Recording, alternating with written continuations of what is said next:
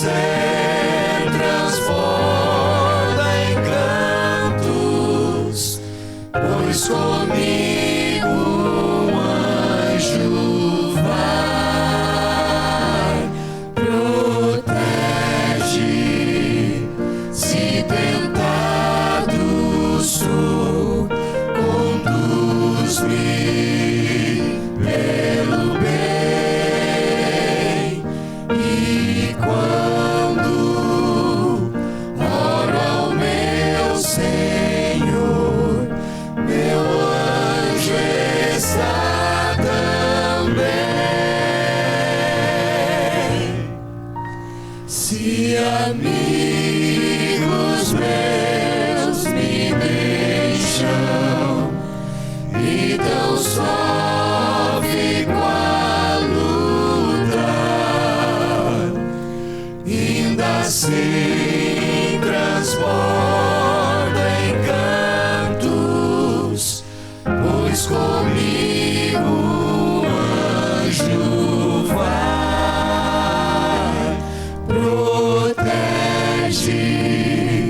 se tentado sou, conduz-me pelo bem,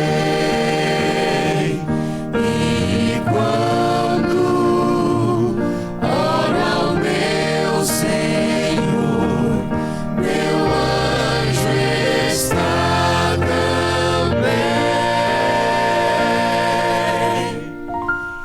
Ao findar aqui a vida e Jesus aparecer e abrir em si meus olhos, o meu anjo hei de ver, o mesmo que comigo.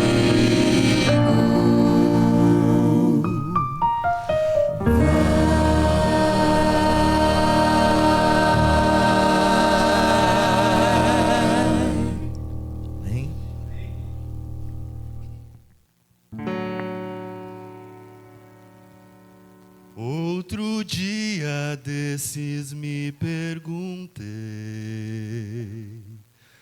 da volta do meu Senhor. E do fundo da alma eu supliquei que seja hoje mesmo, por favor. Até quando, Senhor? Até quando nós teremos que esperar? Até quando, Senhor? Até quando nós teremos que chorar? Apressa esse dia, apressa, o mais que puderes, ó Pai, pois nós já estamos cansados, cansados da luta e da dor.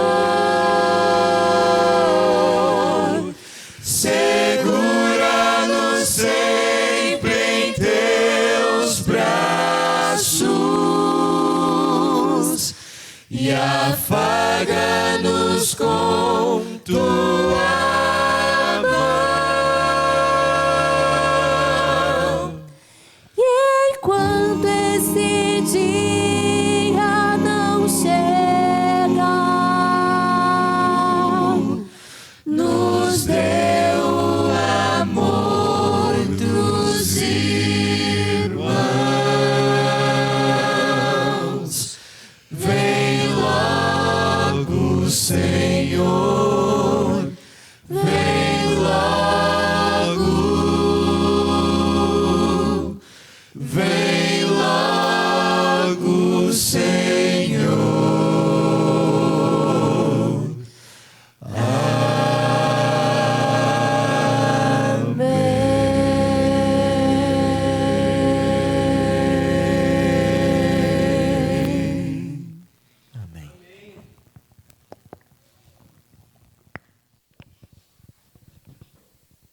dia. É uma alegria poder estar aqui mais uma vez com vocês. Eu não me recordo quando foi a última vez que eu estive aqui, mas não faz pouco tempo. Quero parabenizar o grupo de louvor aí, né? Como é que é o nome do grupo? Vocal 7. 7 é o número da perfeição, um número especial da palavra de Deus. Que Deus continue abençoando vocês, santificando as vozes de vocês.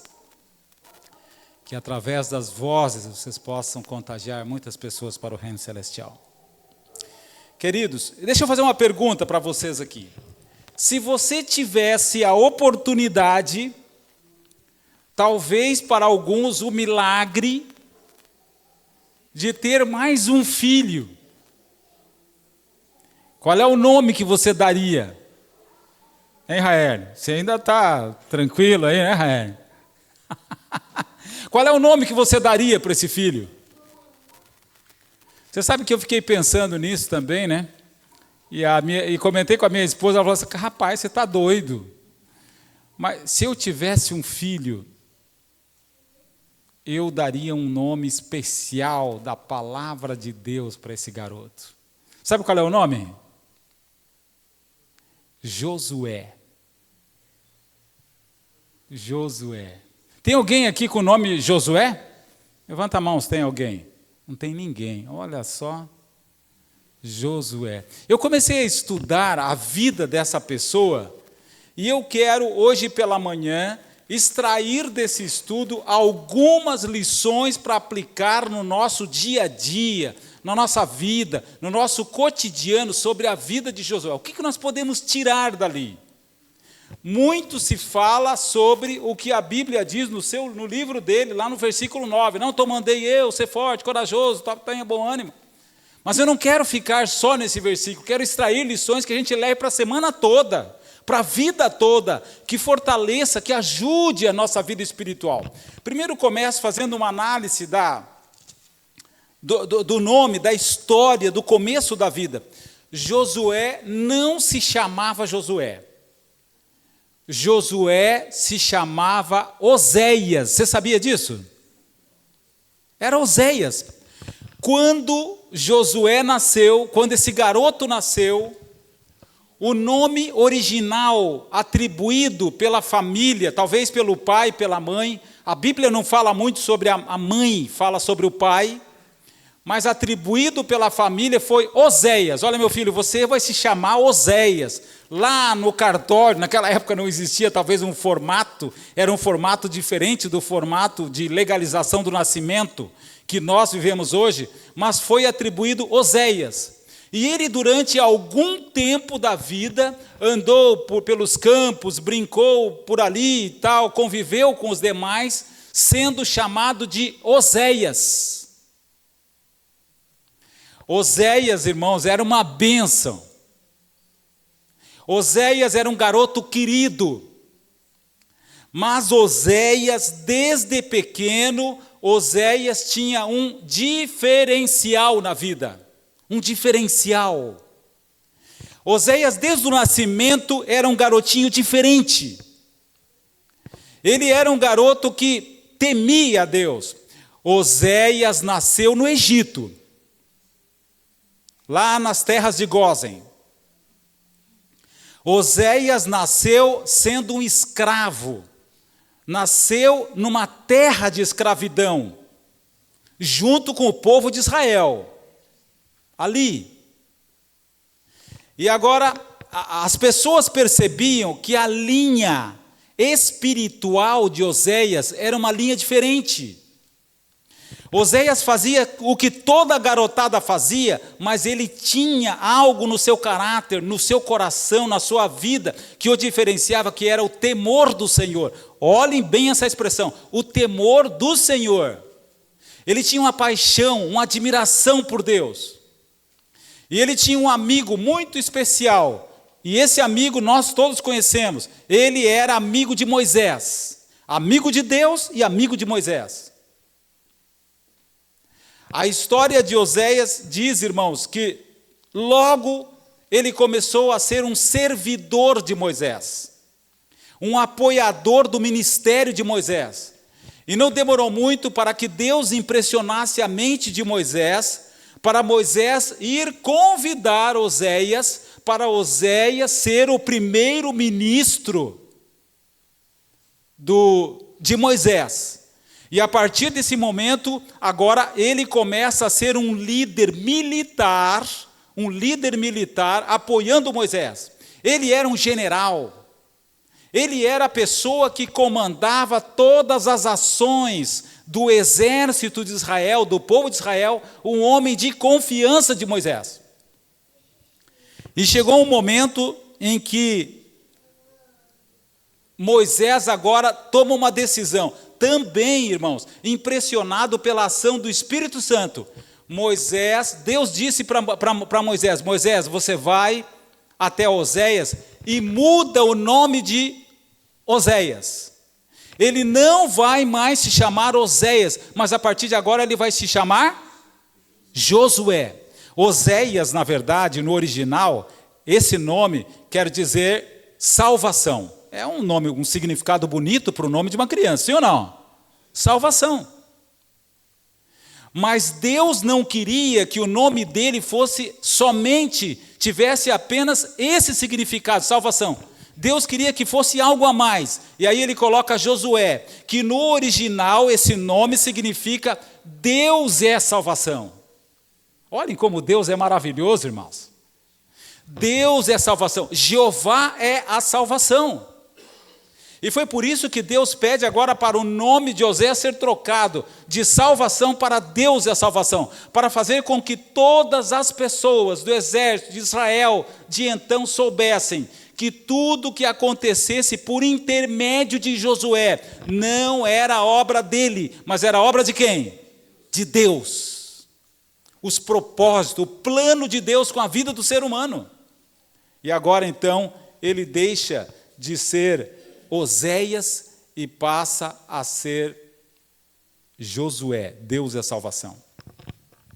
Eu peguei aqui, irmãos, algumas qualidades do caráter de Josué.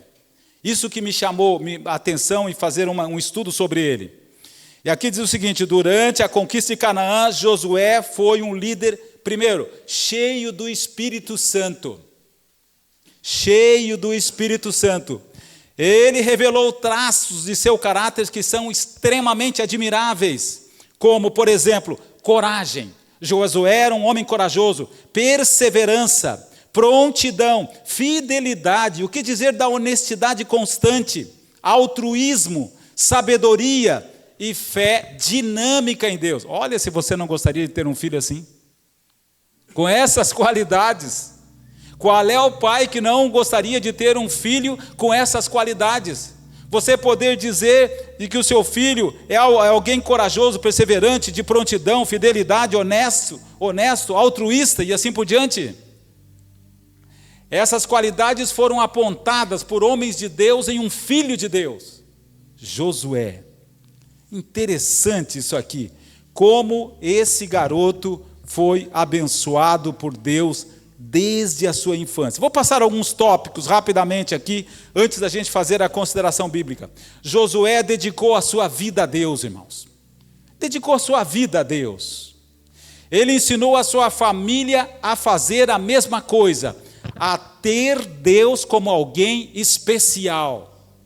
Primeiro ponto. Segundo, Josué conquistou a terra prometida, logo após a morte de Moisés. Ele, sob a liderança dele, o povo conquista a terra prometida. Josué era super, eu diria mais do que isso, ultra, mega, fiel, leal a Deus. Buscava constantemente as orientações de Deus, em tudo. Buscava as orientações, qualquer dúvida, qualquer ação, qualquer procedimento, consultava a Deus para saber se aquilo era da vontade de Deus.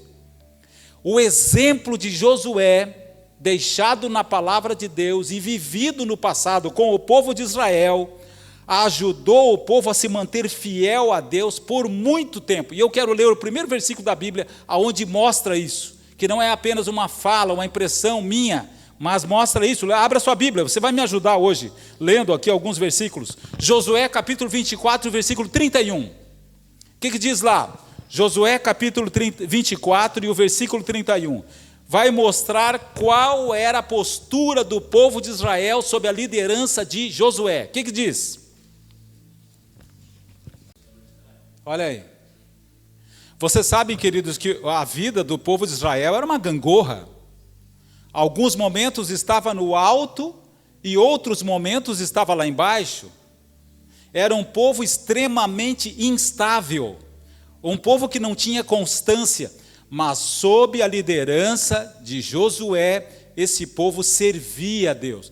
Esse foi um período na história bíblica, irmãos, em que o povo mais colheu as bênçãos de Deus por estar em sintonia com a palavra de Deus e com a vontade de Deus, sob a liderança de Josué.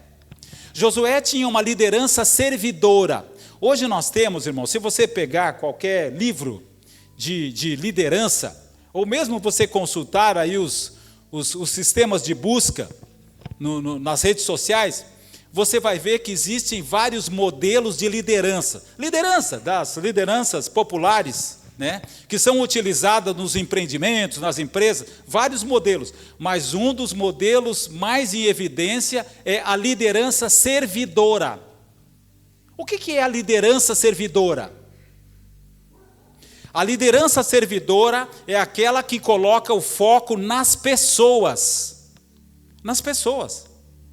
A liderança servidora não é que o patrão coloca o foco nos resultados, nos rendimentos, nos recursos, naquilo que vai chegar, que vai engordar a conta bancária dele. Não, ele coloca o foco nas pessoas. Essa é a liderança servidora.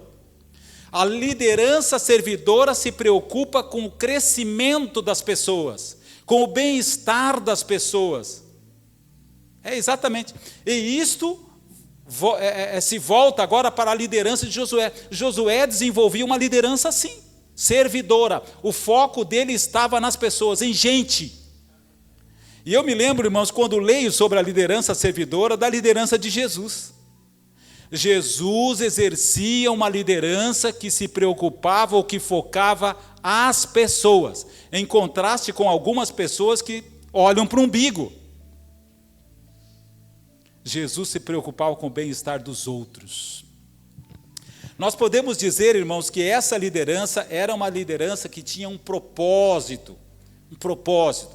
Qual era o propósito de Josué? Numa palavra, você lembra? Isto. Quem falou? Ali, o Rael. Servir. Servir. Esse era o propósito da liderança de Josué, servir. Irmãos, eu fico pensando, quando leio a Bíblia e quando estudo outros adicionais, de que talvez Josué tenha reunido a família dele. A Bíblia não fala quem era a mãe, a esposa, a mãe dos filhos, mas a gente presume que Josué tenha tido filhos, especialmente porque no próprio livro, no versículo 24, no capítulo 15, ele fala sobre a família. Ele fala sobre a família, aonde ele fala um versículo célebre da palavra de Deus, onde ele diz, eu e a minha família, eu e a minha casa, ou seja, a minha família, nós vamos fazer o quê? Servir. Então, agora ele exalta o propósito da sua família. E como eu estava dizendo, eu acredito que ele tenha reunido a família. Talvez tenha reunido a família, vamos viajar um pouquinho aqui, num culto de pôr do sol. Tenha reunido a família. E tenha dito assim, pessoal, tenha conversado com os filhos, eu não sei quantos filhos, mas tenha conversado com eles. Pessoal, vamos estabelecer aqui um propósito para a nossa família. E talvez os filhos tenham manifestado uma palavra, outra, e tenham conversado ali, e todos chegaram à conclusão que o propósito principal daquela família era fazer o quê? Servir a Deus. Olha que propósito bonito. Eu abro um parêntese para dizer assim, irmãos, para fazer uma pergunta. Qual é o propósito da sua família? Qual é o propósito? Qual é o seu propósito como crente, como adventista? O meu? Qual é o nosso propósito como família? Se você ainda não estabeleceu, queridos, deixa eu falar uma coisa aqui. talvez, irmão, seja tempo da gente sentar com a família, numa boa, e estabelecer um propósito. Propósito é aquilo que nós definimos pelo qual vale a pena, sabe o quê? Viver e o que mais? E morrer por aquilo. Isso é propósito. É aquilo que eu estabeleço, eu repito, é aquilo que eu estabeleço pelo qual eu vivo e eu dou a minha vida por aquele propósito. Eu vou voltar um pouquinho depois, quando avançar o nosso estudo sobre esse assunto. Mas ele tinha propósito. Sabe, irmãos, Josué se preocupava com as outras pessoas, com os outros. Nós vivemos num mundo egoísta, irmãos. Vivemos num mundo egoísta, aonde qual mais qual se preocupa consigo próprio. Josué não era assim. A sua liderança não era assim. O seu comportamento, o seu perfil não era assim na família, na sociedade, na igreja, no trabalho. Não era, era diferente, eram os outros. Existem pessoas que são como o mar morto. Eu acho que eu já falei isso aqui, mas eu vou mencionar de novo. Nós temos uma natureza egoísta e tudo que for feito, nós devemos pensar nos outros, para a gente ser feliz. E mesmo em casa, se você quer ser feliz na sua casa, pense no seu filho. Tudo que você for fazer, pense na sua esposa, pense no seu marido, pense nas outras pessoas da casa. E, consequentemente, a felicidade, ela vem, ela tem um efeito bumerangue, ela volta para você. Você entra no contexto da bênção, da felicidade, quando você pensa no outro. Por que eu disse o mar morto? Queridos, o mar morto, conhecido por todos, ele tem 55 quilômetros de largura. Analise bem essas dimensões. 18 quilômetros de comprimento. E lá na Palestina, o Mar Morto é o ponto mais baixo da terra, 417 quilômetros abaixo do nível do mar. Mas o que é mais impressionante, queridos, é que o Mar Morto recebe todos os dias 6 milhões de metros cúbicos de água. Todos os dias. 6 milhões ele recebe de metros cúbicos de água. Mas ele é considerado o Mar Morto. Sabe por quê? Porque as suas águas não desaguam em lugar nenhum. Em outras palavras, nós diríamos que o Mar Morto não dá nada para ninguém. O Mar Morto não se preocupa com ninguém, com outros rios, nem com o próprio oceano. As suas águas são as maiores concentrações de sal. Ela está ali naquele lugar e elas evaporam todos os dias. Mas não dá nada para ninguém. E é por isso que esse lugar é um lugar que não tem vida. Faz com que as pessoas, os turistas, ao chegarem ali, eles flutuem na água. Não tem vida. Raramente você vê um ser que se move ali naquele lugar. Porque se preocupa consigo próprio, não distribui, não abençoa ninguém. Somente recebe a bênção. E assim, queridos, a nossa liderança, a nossa postura, o nosso comportamento deve ser diferente.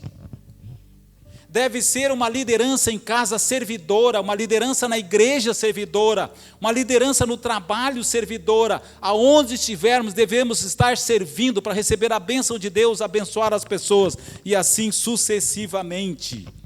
O propósito da família de Josué, eu já mencionei, era servir. E ele disse, eu e a minha casa, nós vamos servir ao Senhor. Depois desse propósito estar estabelecido. Essa era uma declaração de compromisso. Uma declaração de aliança com o propósito maior que transcende a individualidade. Transcende a individualidade. Servir ao Senhor. Mas, queridos, o interessante é que a gente vai continuar agora alguns tópicos.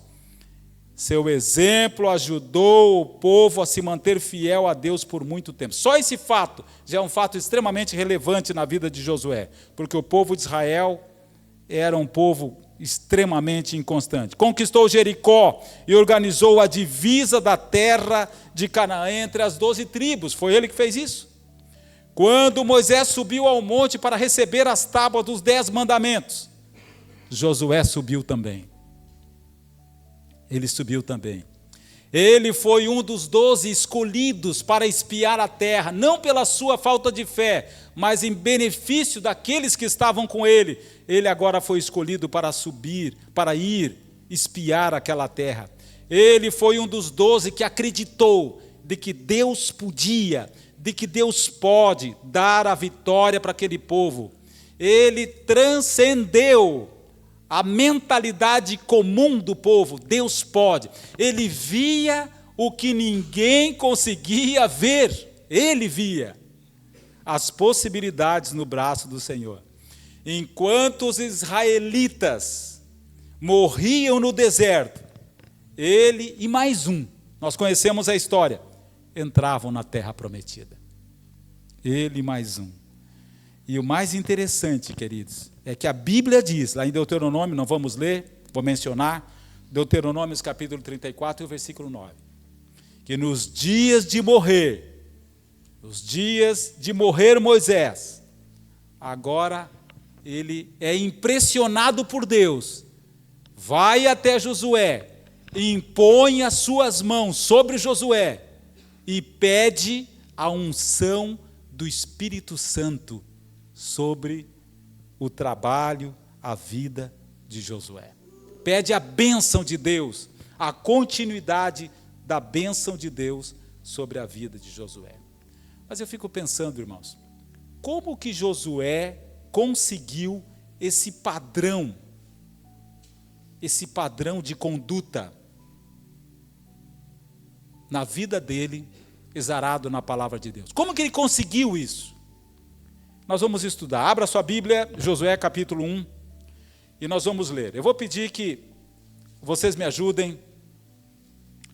Vamos lendo aí, cada pessoa vai lendo 2 versículos, para a gente fazer um estudo bem participativo hoje pela manhã. Josué capítulo 1, o versículo 1 até o 9. Leia com bastante entusiasmo. O que diz lá? Vou esperar que todos encontrem. Josué capítulo 1, o versículo 1 até o 9. Nós vamos estudar e vamos tirar algumas lições dessa parte da palavra de Deus. O que diz lá? Sucedeu depois da morte. Que coisa fantástica, irmãos. Que coisa fantástica. Quanta coisa a gente não aprende desses poucos versículos da palavra de Deus. Nós vamos tirar, eu anotei aqui, irmãos, apenas 4 passos que aparecem nesse texto da Bíblia, que foram extremamente importantes na vitória espiritual de Josué. 4 pontinhos. E eu quero acentuar aqui com os irmãos esses pontinhos para a gente levar isso como uma lição para ser praticado na nossa vida, na sua liderança, na minha, na sua família, na minha família. Primeiro ponto: confiança inabalável nas promessas de Deus. Esse é o primeiro ponto. Sem esse primeiro item, Josué não teria uma vida exitosa como ele teve. Confiança inabalável. A expressão que eu coloquei é inabalável, irmãos, é porque nada faz com que ela se abale. Uma confiança irresistível. Uma confiança extrema nas promessas de Deus. Nós vamos reler agora a Bíblia, o versículo 3, o 4, o 5 e o 9, a segunda parte, aonde vai mostrar que esta expressão, confiança inabalável nas promessas de Deus, aparece aqui, nesses textos que nós lemos. Vamos reler o versículo 3. Quem é que leu o versículo 3? Aqui tem uma promessa. Qual é a promessa? A primeira promessa que aparece aqui. O que significa isso, irmãos? Vamos pensar um pouquinho de uma forma bem concreta, bem real, nessa promessa que Deus fez. Todo lugar, Se Deus chegasse hoje aqui, né, falasse com o Alexandre, vamos pegar aqui como exemplo. Alexandre, eu quero fazer uma promessa para você. Meu amigo, eu vou te abençoar de uma maneira espetacular. E eu quero só dizer assim, aonde você colocar o seu pé, esse lugar vai se transformar numa o quê? Numa bênção. Vai ser um lugar abençoado. Aonde você colocar o pé. Irmãos, você quer bênção maior do que essa? Bênção maior do que essa não existe. Aonde você colocar a planta do seu pé, eu vou te abençoar. Foi a primeira promessa. A segunda aparece no versículo 4. Desde o deserto e o Líbano até o grande rio, o rio Eufrates, toda a terra dos heteus e até o mar grande, para o poente do sol, será o vosso limite. Ou seja, a extensão do lugar que Deus estaria abençoando, que Deus estaria dando, que Deus estaria oportunizando a Josué era esta. Era uma grande região. Ele estava dizendo assim, em todos os lugares aonde você andar, dentro dessa circunferência, é o lugar aonde eu faço promessa de estar contigo. E o versículo 5, vamos reler, coloca ali o seu dedo nesse versículo. Ninguém te poderá o quê? Que coisa espetacular. Ninguém te poderá resistir todos os dias da tua vida. E assim como eu fui com Moisés, eu vou ser com você. Promessa. E o versículo 9, a última parte do versículo, depois do ponto e vírgula, diz assim, não o quê? Não tenha medo. Não te espantes, porque o Senhor teu Deus é contigo, por onde quer que você ande. Essas foram as promessas. Sabe, irmãos, a confiança é a base dos relacionamentos no mundo onde nós vivemos. Confiança. No relacionamento conjugal, quando você perde a confiança, o que acontece com o casamento? Acabou o casamento.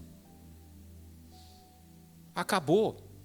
Quando a fala do marido deixa de ser sim, sim, não, não. Acabou o relacionamento. Um relacionamento sem a confiança exarada ali é um relacionamento que está ao sabor do naufrágio, da desgraça, à mercê do inimigo. Confiança. Ao longo da minha vida, eu já tive o desprazer, vamos assim dizer, de fazer intervenções em vários relacionamentos, ser chamado para apaziguar, para interferir em relacionamentos onde a confiança tinha ido embora. Uma das pessoas, eu me recordo, um lugar distante daqui, ela chegou e pastor, não tem mais chance, não tem mais solução, eu não confio mais. Se o meu marido disse que foi ali no supermercado comprar algumas coisas, eu fico pensando, mas será que foi mesmo? Com quem ele foi se encontrar? Fico criando coisas, montando ideias talvez inexistentes na minha mente, porque falta a confiança. Confiança é tudo no relacionamento horizontal, mas também é tudo no relacionamento vertical. Confiar em Deus. Eu vim para cá nesta manhã escutando no meu carro aquele hino. Confiei no meu Senhor. Olha que coisa linda. Confiei no meu Senhor. Confiança. Existe um pensamento, disse um pensador, um pensamento popular, e ele dizia assim, confiança é deixar Deus explicar depois. Olha, entendeu o que quer dizer isso? Confiança é permitir que Deus explique depois o que está acontecendo contigo, comigo. É eu aceitar aquilo que vem de Deus sem a explicação, sem compreender, sem entender. Confiança inabalável. Josué exercia confiança inabalável nas promessas de Deus.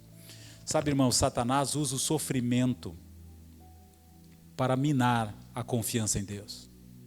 Muitas vezes ele diz o seguinte, ele permite que o sofrimento venha até nós, ele traz o sofrimento até nós, e depois ele mesmo pergunta, onde está Deus? Cadê o teu Deus? Cadê esse Deus que você adora, que você devolve o dízimo, que você guarda o sábado, que você vai à igreja se encontrar com Ele todos os sábados? Aonde está Ele se você está sofrendo agora? Convida, chama Ele para resolver o problema do teu sofrimento. O sofrimento tende a minar a confiança em Deus. Tende a minar a confiança em Deus. Mas quando a minha confiança é inabalável, nada resiste, nada sobrepuja o meu relacionamento com Deus. A confiança aumenta pelo conhecimento de Deus. Quanto mais eu conheço a Deus, aumenta o nível de confiança. Então esse foi o primeiro ponto, a vitória de Josué. Segundo ponto, a coragem persistente e a ousadia santa. Coloquei aqui. Coragem persistente e ousadia santa. Para isso nós podemos identificar no verso 6, 7 e o 9, a primeira parte. O versículo 6, vamos ler outra vez, deixa a sua Bíblia aberta.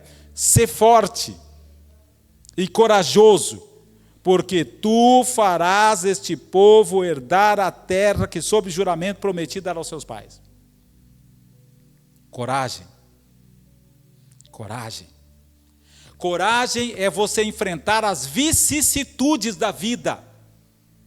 Se está chovendo, se está garoando, se está caindo canivete aberto, você está cumprindo o propósito pelo qual você dispôs a dar a sua vida. Coragem. Coragem é você se aproximar de alguém que você, na sua mente, tem certeza que dificilmente vai aceitar a Jesus como Salvador pessoal. E você vai até essa pessoa, em nome de Jesus, e propõe ali o estudo da palavra de Deus. Coragem. Independente da reação. Coragem é você chegar para o patrão que prometeu não te ceder as horas sabáticas. E você conversar com ele, abrir a Bíblia na frente dele, tendo a certeza que Deus está à sua frente. Coragem.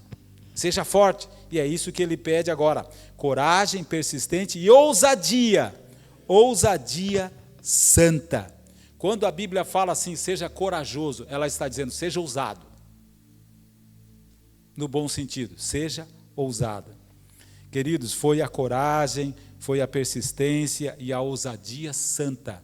O segundo item que fez com que Josué fosse um homem vitorioso. E a terceiro ponto que eu coloquei aqui, obediência plena à vontade de Deus. E aí nós lemos o verso 7 e o verso 8. Versículo 7 já lemos, vamos ler o 8. Não cesses de falar desse livro da lei.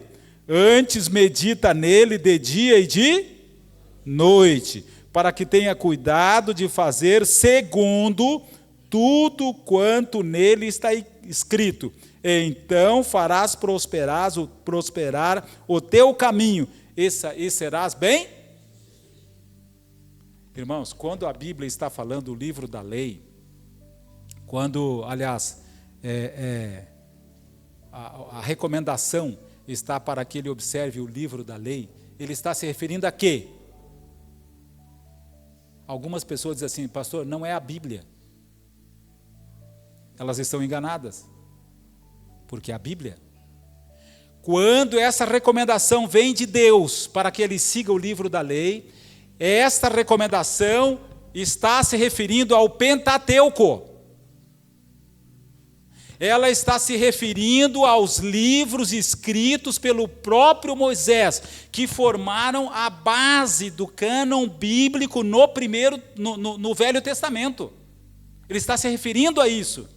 E quando a Bíblia, Deus diz aqui, não deixe de meditar nesse livro, nem de dia e nem de noite, ele está dizendo assim, estude a Bíblia constantemente.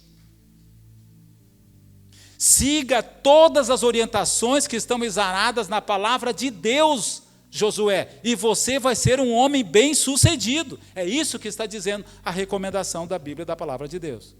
Obediência. Nós estudamos agora, vocês estudaram aqui hoje, recapitularam hoje pela manhã, a lição da escola sabatina. A lição da escola sabatina tem um dia, ou teve um dia, que estava falando sobre a obediência.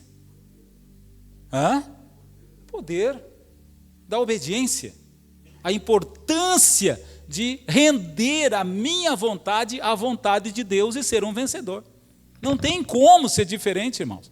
E agora, a obediência plena à vontade de Deus foi um dos fatores que fez desse homem um vencedor. E o último item: meditação constante na Torá.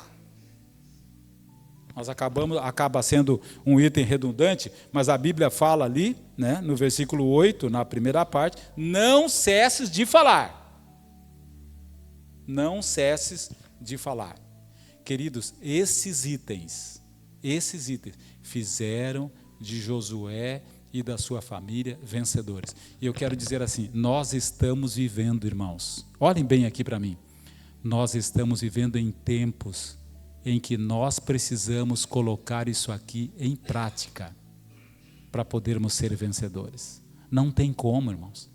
Se você pegar tudo o que está acontecendo no Brasil e no mundo e levar à luz da palavra de Deus, você vai perceber que Jesus Cristo está voltando. Irmãos, Jesus está voltando muito mais depressa do que nós estamos imaginando. Muito mais depressa. Quando eu vejo um noticiário na televisão, eu levo imediatamente à luz da palavra de Deus. Quando eu vejo a postura dos Estados Unidos, né, em relação a tudo que está acontecendo com o mundo, eu levo à luz da palavra de Deus. Será que essas ações são indícios de que Cristo está voltando? Sim ou não? Sim, irmãos. Sim, e eu preciso ver isso, enxergar, colocar os joelhos no chão e pedir a Deus que salve a minha vida, salve a minha família, salve a minha igreja, para que a igreja sobrepuja todos esses tempos difíceis e esteja preparada por ocasião dessa volta do Senhor. Eu preciso dar glórias a Deus pelos passos que a gente já escuta de um Deus que está vindo. E eu preciso ter a sintonia, a confiança, a coragem, a obediência e a meditação na Torá. Que foram as qualidades que deram vitória a Josué. Deram vitória a Josué. Nós precisamos fazer isso indiscutivelmente, porque senão corremos o risco de ficar pelo caminho. Nós vamos abrir uma fotografia e eu quero perguntar se você conhece essa pessoa. Conhece esse homem aqui? Já viu esse homem em algum lugar? Eu vou mencionar quem é esse homem. E nós vamos tirar algumas lições para concluir a nossa mensagem.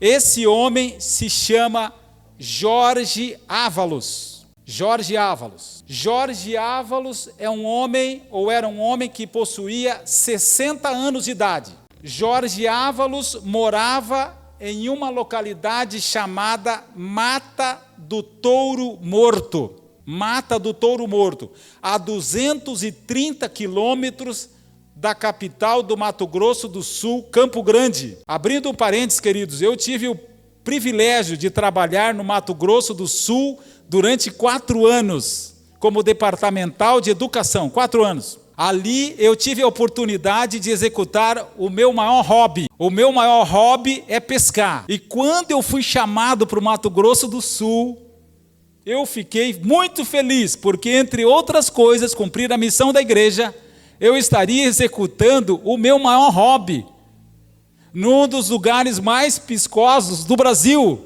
rios, em abundância. E eu tive a oportunidade de conhecer ali uma cidadezinha chamada Miranda, o rio Aquidauana e o rio Miranda, 2 conhecidos rios, a 150 quilômetros de Campo Grande, morava esse homem. Esse homem cuidava de uma fazenda muito grande, cercada por mata, no coração do Mato Grosso do Sul. Ele cuidava daquela fazenda. Era um homem que trabalhava naquela fazenda há 16 anos. Esse homem, Jorge Ávalos, ele conhecia todos os caminhos da mata, os sons da mata, ele conhecia. Ele conhecia o caminho dos felinos, como ninguém naquela região. Mas um dia, Jorge Ávalos foi alertado. E o alerta vieram de algumas pessoas que disseram assim: Jorge, tenha cuidado, porque tem felinos que estão arrodeando a sua casa. Alguém chegou para ele e disse assim: Jorge, você está sendo observado por uma onça. E ele riu. Ele riu. Jorge chegou para aquela pessoa e falou assim: se alguém conhece as pegadas da onça, sou eu. Ninguém melhor do que eu para conhecer as pegadas da onça aqui nesse lugar. Fazem 16 anos, eu conheço cada canto de pássaro. Eu conheço cada caminho, cada picada. Eu conheço a entrada na mata virgem, o barulho da mata, eu sei de quem está chegando e quem está saindo. E a pessoa disse assim: Jorge, cuidado. Tem uma onça que vem dia após dia e fica à espreita observando os teus movimentos. Queridos, pasmem. No dia 21 de abril de 2025, os jornais do mundo inteiro, do Brasil muito mais, falaram sobre o sumiço de Jorge Ávalos. Jorge Ávalos se levantava cedo para cuidar de uma criação de peixes. E aquela onça que haviam mencionado, que estava rondando a sua casa, o pegou de surpresa, o arrastou atravessando um pequeno alagado que ficava próximo da casa, levando para a mata, o esquartejou, o destruiu, comeu boa parte do corpo de Jorge Ávalos e deixou o rastro, poças de sangue, desde a saída da casa, quando ele tenta voltar, correndo para casa, poças de sangue. E as pessoas começaram então, o IBAMA e outras autoridades, a fazer uma busca. E encontram os restos mortais de Jorge Ávalos. Eu repito, conhecia os sons da mata, os caminhos dos felinos. Abra sua Bíblia. 1 Pedro, capítulo 5 e o versículo 8. Quem é que pode ler esse texto? Nós vamos indo para o final do estudo. 1 Pedro, capítulo 5 e o versículo 8. O que está escrito lá? Seja sóbrio. Talvez a palavra de Deus coloque o meu nome, Humberto. Seja sóbrio. Fique ligado, como diriam os jovens. Fiquem atentos. O diabo, teu inimigo, anda em derredor. Ele está bramando. Ele está escondido no canto da igreja, talvez no outro lado da rua, observando o movimento da igreja, de quem chega, como chega, quando chega, que hora chega. Ele está ali. Talvez ele esteja escondido lá próximo à nossa casa, observando a nossa família, o movimento dos filhos, o vai e vem, saída do esposo, da esposa. Tudo. O que acontece no final de cada dia, no começo de cada dia. E a Bíblia diz: seja sóbrio, fique ligado, fique esperto. O diabo, vosso adversário, ele anda em derredor, bramando como um leão. E eu diria, irmãos, olhem só, a onça está rondando a nossa casa, a nossa igreja, a nossa família, com fome. Com fome. Cuide das pessoas da igreja, da família, como Josué cuidava. Como Josué cuidava. Irmãos, eu quero fazer um pedido agora para a igreja. Não subestime as ações do inimigo. Não subestime. Não subestime. A própria Bíblia diz isso. Aí você vai dizer assim: pastor, mas eu estou com medo. Então, baseado naquilo que você está dizendo, pastor, será que eu vou ser tragado? Será que eu vou ser devorado? E aí nós vamos ler o último texto, Apocalipse 17 e o versículo 14. Você não pode ir embora sem ler esse texto, para responder essas perguntas que eu mesmo fiz. O que diz lá? Apocalipse, capítulo 17 e o versículo 14. O que está escrito lá? Eu vou esperar que todos encontrem e nós vamos ler, para a gente encerrar o culto. O que diz? Irmãos, o capítulo 17 de Apocalipse está falando sobre o julgamento de Babilônia. O falso poder político, religioso que vai perseguir a igreja de Deus, que vai tentar colocar goela abaixo na vida do crente, doutrinas falsas que são movidas pelo inimigo, que vai perseguir, que vai atormentar os fiéis de Deus. Mas a Bíblia diz assim: e o Cordeiro fará o quê? Leia de novo, irmão. E o Cordeiro os vencerá. O Cordeiro os vencerá. Por que o Cordeiro vai vencer? O que tem o Cordeiro que vai vencer? Quem é ele? Ele é o Senhor dos senhores, o Rei dos reis. Mas ele não vai vencer sozinho. A Bíblia diz: vencerão também os chamados. Quem são os chamados? Quem são os fiéis? Diga assim: sou eu, pastor. Amém, louvado seja Deus. Diga: sou eu o fiel, sou eu o chamado. Vencerão também os eleitos e fiéis. E agora a minha Bíblia fala o que poucas Bíblias falam. Sabe o que ela diz? Vencerão também os que andam com o Senhor. E eu quero concluir a mensagem dessa manhã, queridos, fazendo uma pergunta. Você anda com o Senhor? A sua família anda com o Senhor? Vencerão também os que andam com o Senhor. Queridos, que Deus abençoe essa igreja. Que as qualidades de Josué aconteçam na sua vida, na minha, na vida da nossa família. E quando o inimigo estiver escondido perto da casa, da igreja, de onde você estiver, saibam que o Cordeiro vencerá. E você vai vencer, porque você é chamado e é um eleito do Senhor. Que Deus bendiga a todos nessa manhã, é a minha oração. Amém.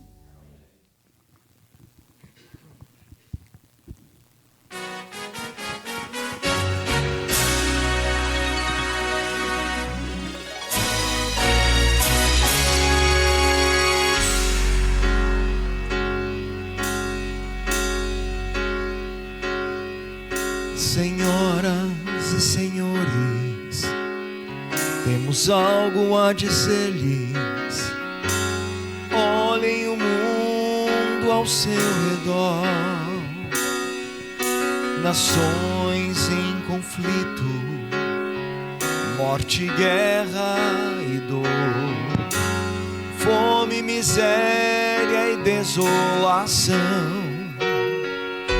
Está você atento à história deste mundo? E está se aproximando o seu grande final. E não vai demorar, Cristo irá voltar. Já estão a se cumprir os seus sinais. E o Senhor de toda a terra, o Rei dos reis,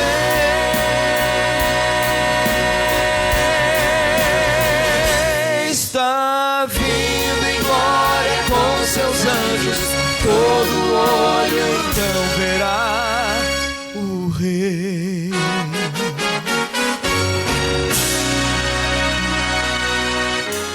Grandes, pequenos, ricos ou pobres, nenhuma alma escapará de Deus.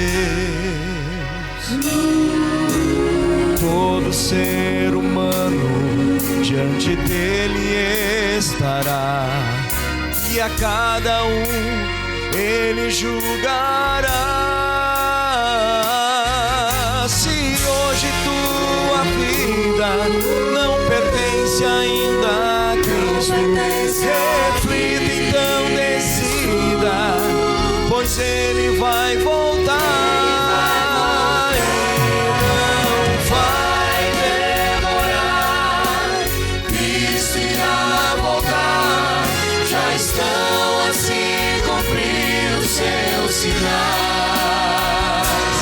E o Senhor de toda a terra, o Rei dos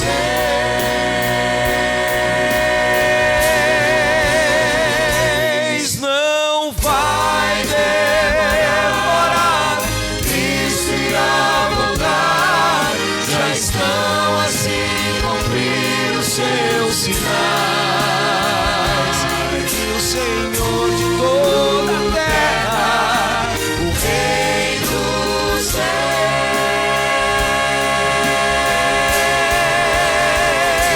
está vindo em glória com seus anjos. Todo olho então verá que vem em glória com seus anjos. Todo olho então verá o Rei em glória com seus anjos. Todo olho então verá o Rei,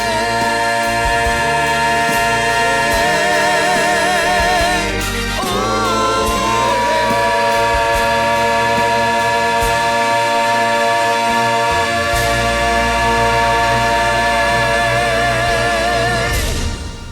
Rei. Nosso Deus e nosso Pai, muito obrigado, Senhor, porque mais do que um hino nós ouvimos, uma verdadeira oração, suplicando ao céu e alertando a terra de que Jesus Cristo muito em breve vai voltar. Nós queremos nesta manhã, Senhor, entregar as nossas vidas nas Tuas mãos, as nossas fraquezas, as nossas lutas, as nossas debilidades. E nós queremos Te suplicar que o sangue de Jesus Cristo nos lave de todo o pecado. Que o sangue de Jesus colocado no umbral das portas, ou nos umbrais das portas das nossas casas, nos identifique como Josués modernos, pessoas diferenciadas que aguardam a volta do Senhor Jesus. Eu Te suplico nesta manhã, Senhor, que o Senhor abençoe essa igreja, toda ela. Derrama, Senhor, sobre ela o Teu Santo Espírito e permita com que não haja nenhuma negligência na vida espiritual, no preparo, mas que tudo seja feito a tempo e a hora de levantarmos as nossas cabeças e comemorarmos a volta do Senhor. Nós queremos que o Senhor nos dê, Senhor, as qualidades de Josué, todas elas, ó Deus. Permita, ó bom Deus, que essas qualidades, elas apareçam na nossa vida, onde quer que andarmos, e que aonde colocarmos o nosso pé, seja um lugar abençoado. Ó Deus, nós queremos Te pedir que ninguém, como diz a Bíblia, ninguém resista à presença de um Filho de Deus. Ninguém resista, mas todas as pessoas reconheçam que ali vai uma mulher de Deus, um homem, um jovem, uma criança, um juvenil, um adolescente do Senhor. Nós nos entregamos nas Tuas mãos, Senhor, para passar esse sábado na Tua companhia. Queremos fazer um convite, Senhor. Vamos conosco para a nossa casa. Almoça conosco, Senhor. Passe a tarde de sábado conosco. Seja um hóspede contínuo na nossa casa, ó Pai.